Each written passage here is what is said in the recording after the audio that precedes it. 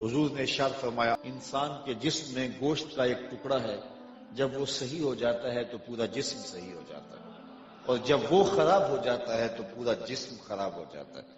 پھر فرمایا سنتے ہو گوشت کے اس ٹکڑے کا نام دل ہے۔ تو دل کی اصلاح پر پورے بدن کی اصلاح موقوف ہے۔ دیکھیے مرغن غذا پڑی ہے اور میں بھوک کی شدت میں ہوں، آپ نے کہا جناب آئیے، تو میں نے کہا میرا جی نہیں چاہ رہا، تو جی نہیں چاہے گا تو بھوک کے باوجود میرے ہاتھ جنبش میں نہیں آئیں گے اور میں کچھ کھا نہیں پاؤں گا۔ جو بھی ہم اعمال کرتے ہیں ہمارے دل کے تابع ہیں، جو دل چاہے وہی زبان بولتی ہے، جو دل چاہے وہی آنکھ دیکھتی ہے، جو دل چاہے وہی ہاتھ کرتے ہیں، جو دل چاہے وہی ٹانگیں کرتی ہیں۔ تو پورے آزاد دل کے تابع ہیں۔ کتنا اچھا ہو کہ دل حبیب حجازی کے تابع ہو، جو وہ چاہے وہ دل چاہے، جو دل چاہے وہ بدن چاہے، تو زندگی میں جمال پیدا ہو جائے، زندگی میں خوبصورتی پیدا ہو جائے، زندگی میں نور و نکہت کا ماحول پیدا ہو جائے۔ تو اپنے دل کی اصلاح کی کوشش کرو۔ اب دل کی اصلاح کیسے ہوگی؟ کیونکہ اس کی اصلاح پورے بدن کی اصلاح ہے۔ اصلاح ایک شخص کی اصلاح سے، فرد کی اصلاح سے ایک گھر کی اصلاح ہوتی ہے، اور گھر کی اصلاح سے ایک محلے کی اصلاح ہوتی ہے، اور محلے کی اصلاح سے ایک شہر صالح ماحول میں چلا جاتا ہے، اور پھر امت اس طرح ایک صالح مزاج میں ڈل جائے گی۔ تو سب سے پہلے ہم اپنی اصلاح کریں گے، ہم اپنے باطن کو سنواریں گے۔ ملا رومی علیہ رحمہ، جن کو اقبال نے بھی اپنا مرشد مانا ہے، انہوں نے کیا کمال بات کہی، دل بدست آور کہ حج یک برست، از ہزارہ کعبہ یک دل بہترست، کعبہ بن گاہ خلیل اکہرست، دل گزر گاہ جلیل اکبرست۔ رومی کہتے ہیں کہ دل کو قابو میں لے آ، یہی حج اکبر ہے، اور ہزار کعبے سے ایک دل بہتر ہے۔ وہ کیوں؟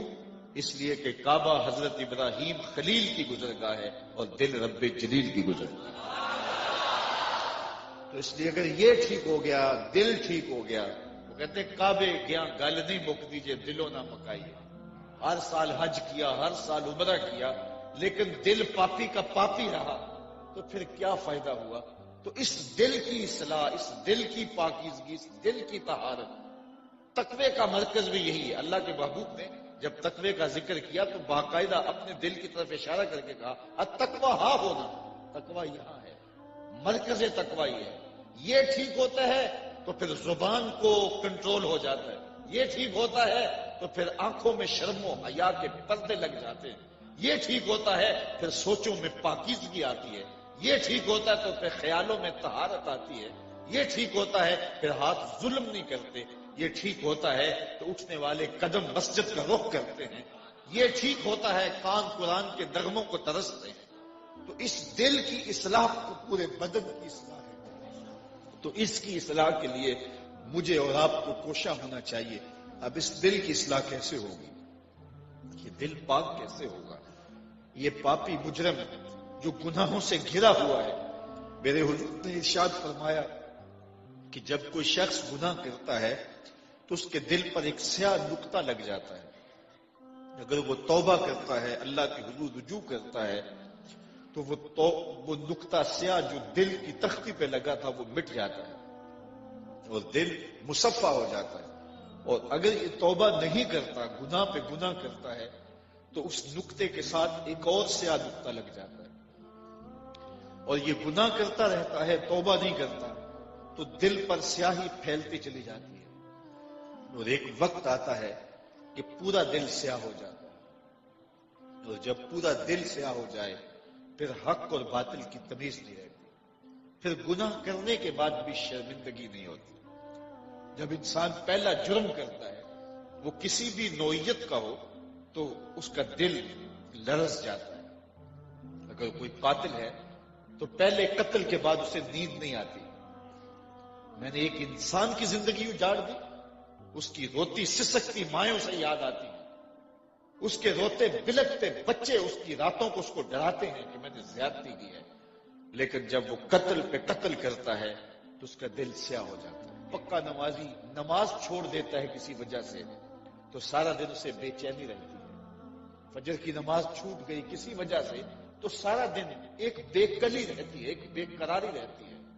حالانکہ رات شدت کی محنت مزدوری کی وجہ سے وہ سویا نہ ہو اور صبح اس کی آنکھ لگ گئی ہو، اس میں اس کا قصور بھی نہیں ہے، لیکن پکے نمازی کا دل سارا دن بے قرار رہے گا کہ میں آج اپنی صبح کا آغاز کیا اور رب کے حضور سجدہ ریز ہی نہیں ہوا.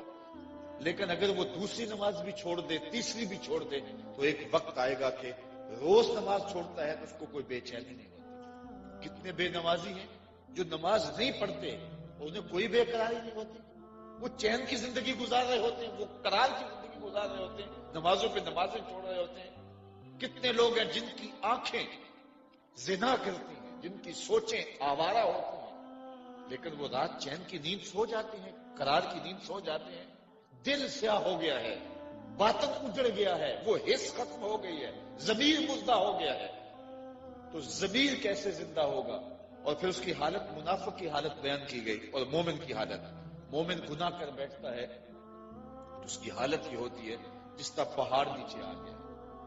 ابھی پہاڑ گرے گا تو اس کو کچل دے گا، وہ جلدی سے تلافی کرنا چاہتا ہے، توبہ کے دروازے کو ڈھونڈتا ہے اور اللہ کے حضور معافی مانگتا ہے. اس کا بدن خوف خدا سے لرزتا ہے. اور اگر وہ گناہ پہ گناہ کرتا ہے تو پھر کیا ہوتا ہے؟ تسلسل کے ساتھ گناہ کرتا ہے اور اس کو محسوس بھی نہیں ہوتا. یہ علامت ہے کہ دل کی دنیا لٹ گئی ہے. یہ علامت ہے کہ اندر سیاہ ہو گیا ہے. یہ علامت ہے کہ باطن اجڑ گیا ہے، احساس مر گیا ہے، ضمیر مردہ ہو گیا ہے. اسلام اور ایمان کا جو نور تھا اس کی روشنی کم پڑ گئی ہے، ماند ہو گئی ہے، نفاق کے پردے چڑھ گئے ہیں، دل کے اوپر زنگ آ گیا ہے. اب اس کو کوئی پرواہ نہیں ہوتی. اب اگر اسے کبھی سوچ آ جائے تو پھر اس کو دوبارہ پلٹنا ہو تو توبہ کا دروازہ کھلا ہے. رب نے اپنے بندوں کے لیے مایوسی کو حرام کیا ہے کہ وہ میری رحمت سے کبھی بھی مایوس نہ ہو. لا تقنطوا من رحمت اللہ، میری رحمت سے کبھی مایوس نہ ہونا. تم کتنے بھی جرم کیے ہوں، آجا میری دہلیز پہ پلٹ کے تیرے سارے گناہ معاف کر دوں گا، بلکہ تیرے گناہوں کو بدل کے نیکیوں میں تبدیل کر دوں گا. کہاں گناہوں بھری زندگی اور یہ وعدے نسیم کے جھونکے، رب کی رحمتوں کا پیام، اس کی رحمت